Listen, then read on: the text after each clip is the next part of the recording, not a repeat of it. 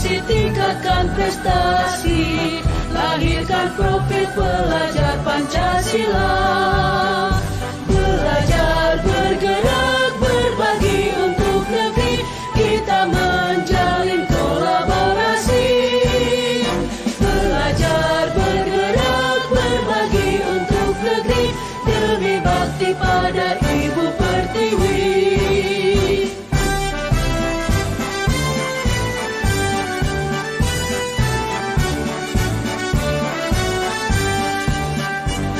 Bulatkan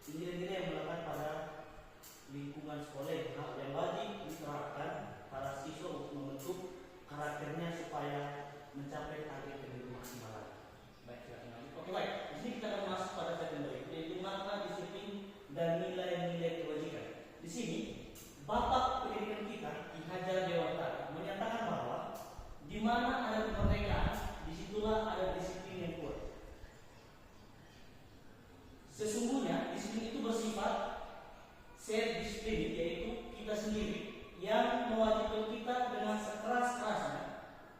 Tetapi itu sama saja, sebab jika kita tidak cakap atau komunikasi melakukan self disiplin ini dalam keadaan baik, wajiblah penguasaan lain. Disiplin dari diri sendiri itu ada yang tumbuh. Kenapa itu tumbuh? Karena kita sebagai karakter manusia itu harus punya disiplin untuk menghargai sesama kehidupan kita. Yang berikut, peraturan demikian itulah harus ada di dalam suasana yang merdeka. Ini menurut Bapak kita, Bapak Pencetus Pendidikan kita di negara Indonesia, yang bernama Bapak Ki Hajar Dewantara. Pemikiran filosofisnya diterapkan di sini sesuai dengan konsep keteladanan sikap merdeka yang dituliskan pada halaman cetakan kelima tahun 2013 pada bukunya pada halaman 470. Next. Baik, makna dan disiplin nilai-nilai kebajikan. Dia menyatakan bahwa arti dari kata disiplin berasal dari bahasa Latin. Jadi kata disiplin berasal dari bahasa Latin, disiplin, yang artinya belajar. Kata disiplin juga berasal dari kata-kata yang sama dengan disiplin atau murid atau pengikut. Untuk menjadi seorang murid atau pengikut, seorang harus paham betul alasan mengapa mereka mengikuti suatu aliran atau ajaran tertentu. Jadi kita bisa pahami semua orang dulu. Baik, yang berikut, makna disiplin dan nilai kebajikan masih yang sama. Artinya saya bisa sendiri, yaitu seseorang yang memiliki disiplin diri, berarti mereka bisa bertanggung jawab. Contoh kalau orang yang memiliki tanggung jawab, orang yang punya disiplin tinggi, pasti mereka punya tanggung jawab lebih. Itu aja, itu bisa tidak. Karena apa yang dilakukan, karena mereka mendasari tindakan mereka pada nilai kebajikan universal. Mereka berpegang teguh keyakinan yang tumbuh. Cuma orang kita saja kalau dia bikin habis, dia bikin habis, masalah dia bisa bertanggung jawab. Yang berikut ini di sebelah kotak sini, yaitu untuk menjawab pertanyaan dari sebelah, yaitu beriman, bertakwa kepada Tuhan yang Maha Esa, dan berakhlak mulia, mandiri, bernalar kristis, berkebinekaan global, bergotong royong dan kreatif. Oke, baik, next. Tujuan disiplin positif ini membicarakan tentang disiplin positif merupakan salah satu cara penerapan disiplin yang bertujuan untuk menumbuhkan kesadaran dari manusia serta memperdayakan murid untuk melakukan sesuatu tanpa adanya ancaman atau gangguan, hukuman dan penghargaan.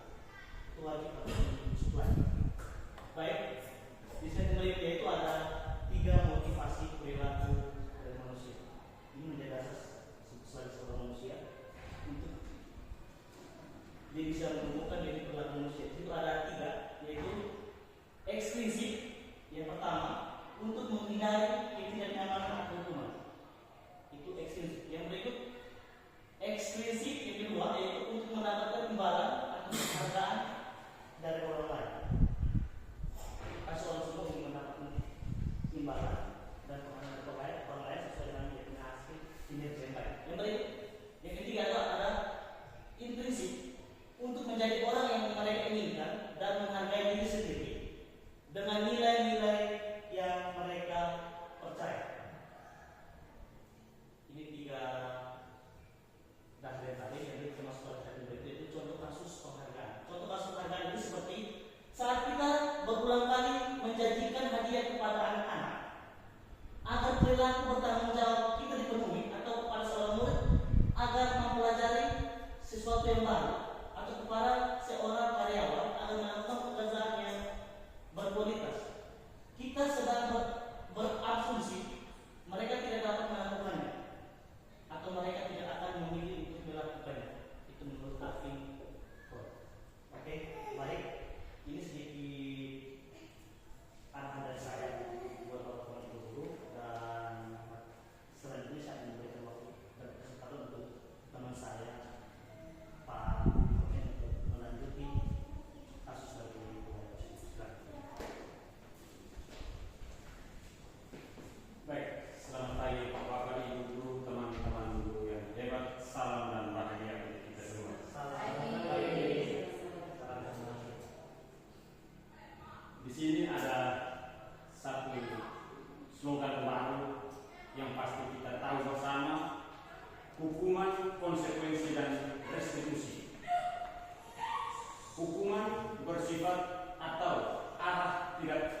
dari pihak guru yang memberikan. Yang kedua, tanpa melalui satu kesepakatan. Yang ketiga, hukuman yang diberikan bisa berupa fisik maupun psikis. Konsekuensinya sudah disepakati murid. Artinya sebelum kita memberi tindakan atau hukuman kepada siswa kita, kita sudah harus membangun kesepakatan sehingga disepakati oleh siswa. Jangan sampai kita memberi hukuman tanpa kesepakatan dengan siswa. Ketika kita memberi hukuman tanpa kesepakatan dengan siswa, kita pasti akan dibicarakan di luar sana. Guru ini menghukum tanpa memberitahu kami atau bersepakat bersama kami, sehingga ada konsekuensinya itu sudah disepakati murid. Kita bersama-sama bersepakat. Murid tidak nyaman untuk jangka waktu yang pendek. Yang berikut, berdasarkan suatu data yang umumnya dapat diukur. Restitusinya bukan untuk menebus kesalahan, namun untuk belajar dari kesalahan. Artinya, kita berusaha untuk bukan kita menebus kesalahan, tetapi kita belajar dari kesalahan itu untuk kita memperbaiki ke hal yang lebih baik, ke hal yang lebih positif. Memperbaiki hubungan. Tawaran bukan paksaan. Kita menawarkan sesuatu kepada peserta didik kita. Bukan kita memaksakan mereka untuk mengikuti kemauan kita dulu. Karena selama ini pasti kita Bapak Ibu guru tahu, biasanya karena kita guru, kita selalu memaksakan kehendak kita. Yang sebenarnya itu salah, tapi kita mau itu kita punya mau. Nah itu juga tidak diizinkan dalam budaya positif sekolah. Menuntun untuk melihat ke dalam diri, fokus pada solusi. Kita menuntun untuk melihat pada dirinya dan fokus pada solusi. Kita mencari solusi. Ketika ada masalah, kita bersama-sama dulu untuk mencari solusi, bukan kita meninggalkan. Budaya positifnya kita duduk bersama untuk kita mencari solusi. Yang berikut, mengembalikan murid yang berbuat salah pada kelompoknya. Ketika ada siswa yang salah, kita mengembalikan kepada kelompoknya. Memangnya itu salah. Kita mengelompok bahwa memangnya itu salah. Dan salah bagaimanapun kita mencari solusi. Kita duduk bersama untuk kita mencari solusi untuk bisa keluar dari kesalahan. Yang berikut, identitas gagal dan identitas sukses. Di sini ada beberapa itu hukuman, pasti Bapak Ibu bisa melihat, dan juga hukuman, konsekuensi dan restitusi. Sudah ada tadi di slide pertama. Dan ada juga kata negatif di bawah, paling bawah kata negatif, ada netral dan ada positif. Konsekuensinya itu di bawahnya itu netral, restitusi di bawahnya itu positif.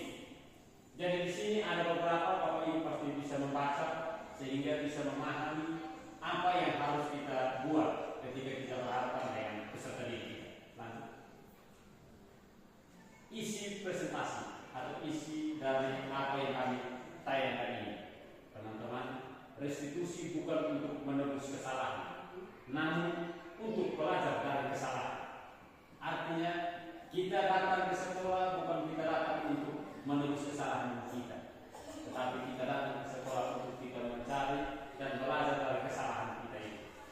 Yang berikut, restitusi memperbaiki hubungan. Restitusi adalah tawaran, bukan paksaan. Restitusi menuntun untuk melihat ke dalam diri. Restitusi fokus pada solusi. Ketika kita menemukan sesuatu hal yang ganjal, kita pasti berpikir, berusaha untuk mencari jalan keluar. Kita mencari solusi. Jangan kita berpikir karena ada hal yang ganjal di depan, kita berusaha untuk kita meninggalkan. Kita tidak berusaha untuk mencari solusi, tapi kita berusaha untuk meninggalkan apa yang ada di depan kita. Restitusi mencari kebutuhan dasar yang mendasari tindakan. Restitusi diri adalah cara yang paling baik. Restitusi fokus pada karakter, bukan tindakan. Selama ini kita fokus pada tindakan.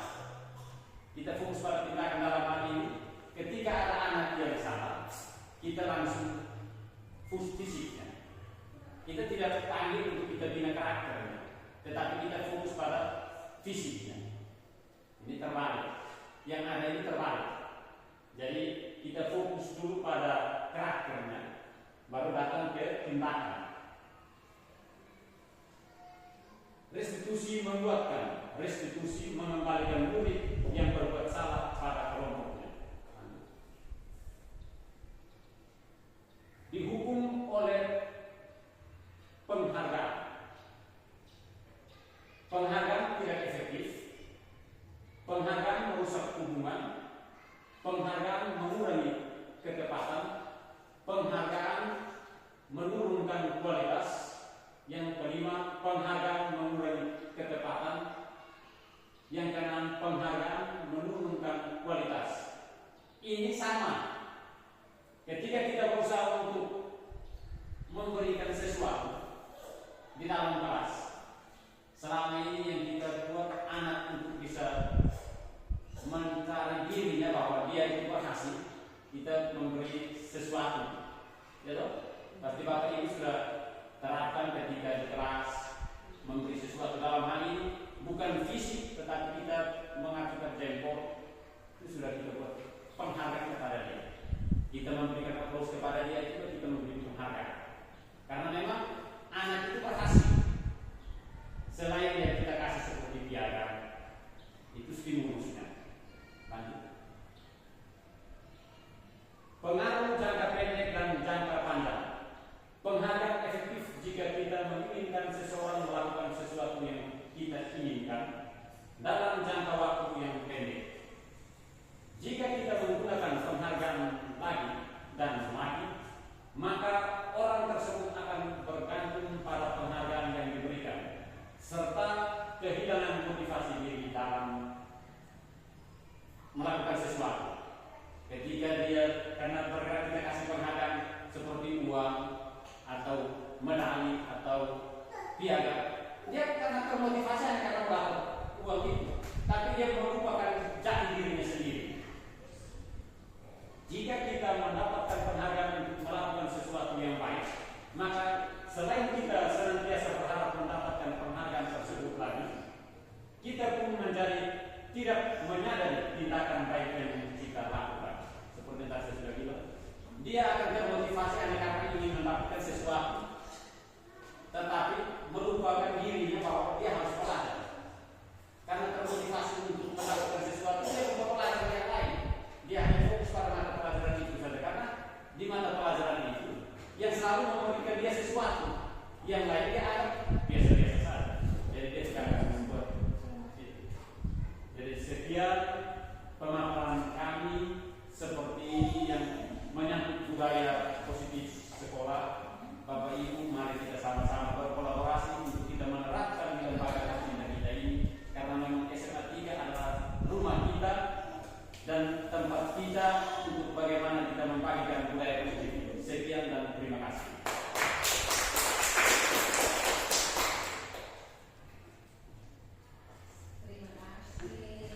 Terima kasih. Selamat pagi dan terima kasih.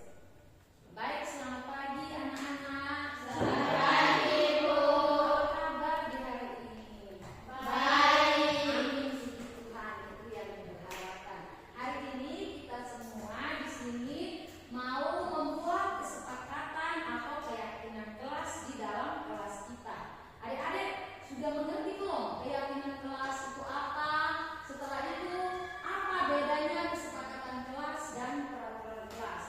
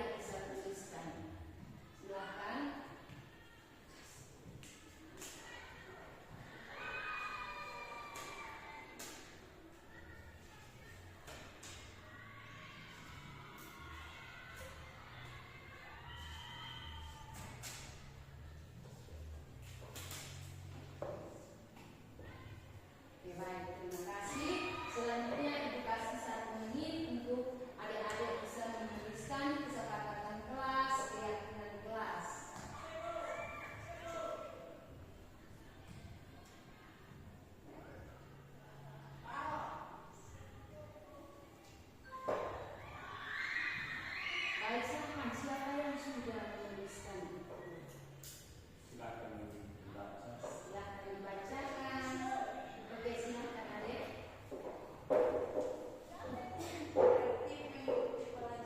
Oke, kita harus tertib mengikuti pelajaran. Kita kasih tepuk tangan. Nanti kita baca semua dulu, setelah itu baru kita bangun bersama untuk kita tempelkan bersama. Oke, selanjutnya silakan. Menjaga kebersihan kelas. Harus menjaga kebersihan kelas.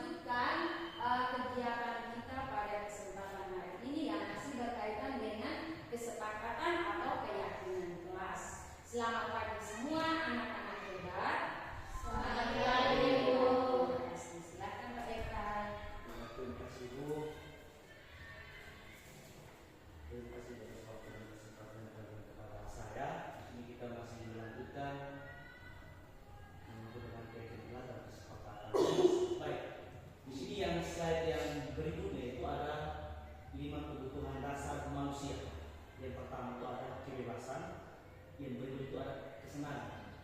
Kebebasan yang ada, semua orang punya kebebasannya masing-masing. Paham toh? Paham. Siapa yang di sini, siapa yang bebas. Tidak ada orang yang tidak ingin bebas, pasti ingin bebas. Yang berikut, kebebasan ini di sini kemandirian, memiliki pilihan dan mampu mengendalikan arah hidup seseorang. Perlu banyak bergerak, suka mencoba hal-hal baru, tidak terlalu terpengaruh dengan orang lain, dan senang mencoba dan menarik penampilan face perlu. Oke, itu disebutkan kebebasan. Yang berikut, kesenangan. Mencari kesenangan, bermain sesuka hati, dan tertawa. Supaya kita bisa sehat. Kalau orang tertawa terus, dia bisa sehat. Kalau orang pikiran terus, dia pasti mati muda. Baik, lanjut. Baik, di sini dia menceritakan tentang identifikasi. Di sini Ibu Eni, guru bahasa Inggris dari SMA Muhammadiyah, sedang bingung menghadapi ulas salah satu murid di kelas 11. Ibu ini bingung dan siswa ini berada pada kelas 11. Dimas berharap anak telah dapat untuk mengeluhkan Dimas yang seringkali usir dan mengganggu mereka. Artinya Dimas sering mengganggu teman-teman sebayanya. Jadi teman-teman ini melakukan kasus kepada Ibu ini sebagai guru bahasa Inggris. Bahkan ketika pembelajaran, Ibu ini pun mengajukan pertanyaan, mengajarkan ternyata Dimas berlaku seenak sendiri. Artinya Dimas berpikir laku sesuka hatinya dan tidak mau mengikuti pembelajaran yang diberikan atau diberikan oleh Ibu ini. Jika Anda menghadapi situasi seperti ini, seperti yang dirasakan oleh Ibu ini, apa yang Anda lakukan? Menurut Anda kira-kira Dimas ini seperti apa? Ayo, kalau Anda sebagai guru ini, kalau Dimas pikir seperti itu, bagaimana perasaan dari kalian? Kalau saya, kalau adik-adik sebagai Ibu ini,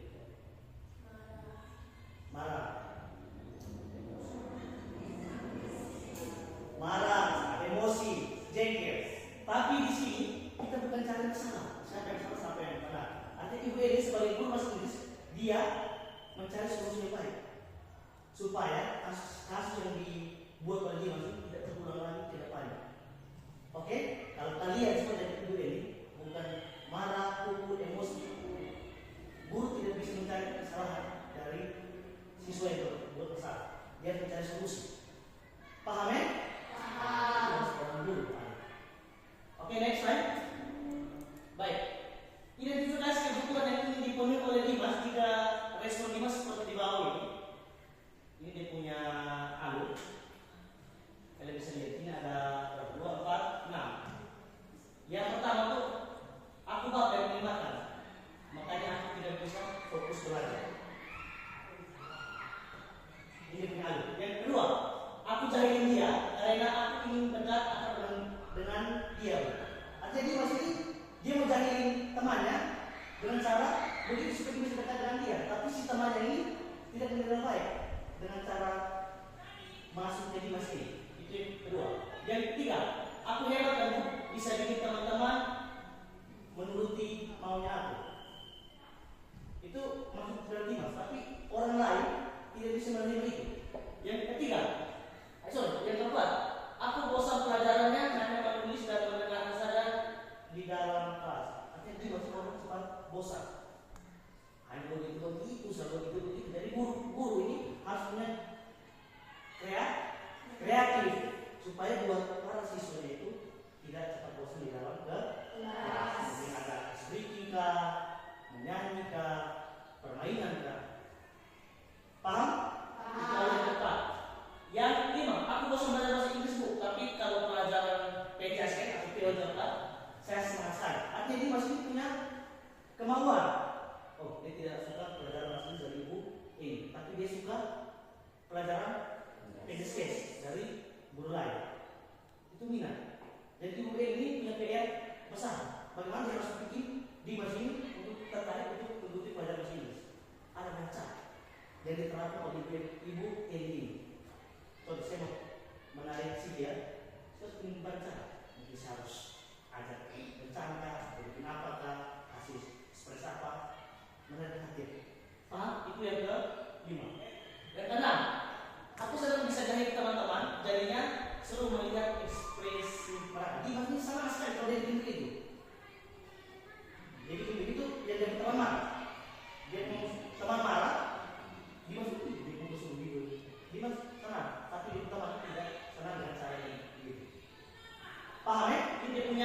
alur identifikasi sesuai dengan yang punya kasus kejadian. Baik, boleh.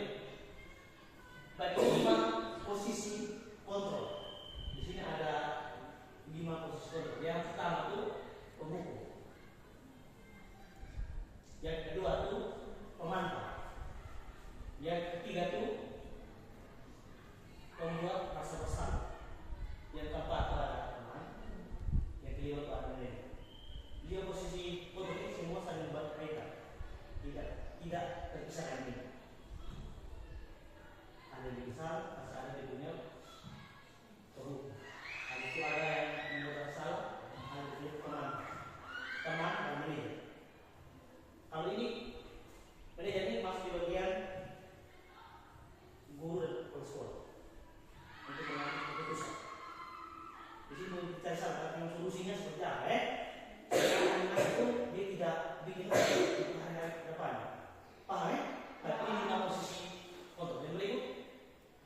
Baik, ini adalah gambar segitiga restitusi. Segitiga restitusi ini suatu proses dialog yang dijalankan guru atau orang tua agar dapat menghasilkan murid yang mandiri dan bertanggung jawab. Artinya guru dan orang tua punya peran penting untuk mendidik para peserta didik untuk menjadikan siswa itu yang betul-betul dia mandiri dan bertanggung jawab. Kalau dia berani berbuat salah, dia harus bertanggung jawab. Jangan kau habis bikin kasus ada yang lari tidak bertanggung jawab, itu bukan manusia. Kalau manusia yang berhasil merdeka, dia mampu berbuat, mampu juga bertanggung jawab. Ini punya gambar segitiga restitusi seperti ini. Sudah bisa lihat toh? Sudah. Jadi kalau ada itu kalau bikin bolos, harus kamu bertanggung jawab. Atau turun teman, ambil waktunya teman, ambil makanannya teman, harus bertanggung jawab. Jangan tidak. Itu bukan manusia merdeka. Oke? Segitiga ini guru dan orang tua punya peran penting untuk menghasilkan siswa yang mandiri dan bertanggung jawab. Oke, baik. Materi selanjutnya saya akan serahkan ke teman saya Rudi untuk melanjutkan materi ini. Oke, boleh silakan saya berikan waktu cepat. Baik, terima kasih kepada kedua teman saya yang sudah menyampaikan kesepakatan dan keyakinan kelas anak-anak yang dikasihi dan dibanggakan oleh Bapak Ibu Guru. Selamat pagi dan salam bahagia untuk kita semua. Selamat pagi, Pak. Di sini ada tahapan restitusi. Tadi anak-anak semua sudah melihat di papan itu ada di tayangan tadi itu ada segitiga restitusi. Di sini ada tahapan restitusi. Tahapan restitusi yang pertama itu menstabilkan identitas. Yang kedua, validasi tindakan yang salah. Yang ketiga, menanyakan keyakinan. Menstabilkan identitas itu ada 4 bagian. Itu berbuat salah itu tidak apa-apa. Tidak ada manusia yang sempurna. Saya juga pernah melakukan kesalahan seperti itu. Kita bisa menyelesaikan ini. Bapak Ibu tidak tertarik mencari siapa yang salah, tapi Bapak atau Ibu Guru ingin mencari solusi dari permasalahan ini. Kamu berhak merasa begitu. Validasi tindakan yang salah itu, padahal kamu bisa melakukan yang lebih buruk dari ini ya. Kamu pasti punya alasan mengapa melakukan hal itu. Kamu patut bangga pada dirimu sendiri karena kamu telah melindungi sesuatu yang penting buatmu, buat kita. Apa yang kita percaya sebagai kelas atau keluarga? Apa nilai-nilai umum yang kita telah sepakat? Apa bayangan kita tentang kelas yang ideal? Kamu mau jadi orang seperti apa? Nah, di antara ketiga ini, tadi di atas itu yang menstabilkan identitas, itu ada kamu berhak merasa begitu.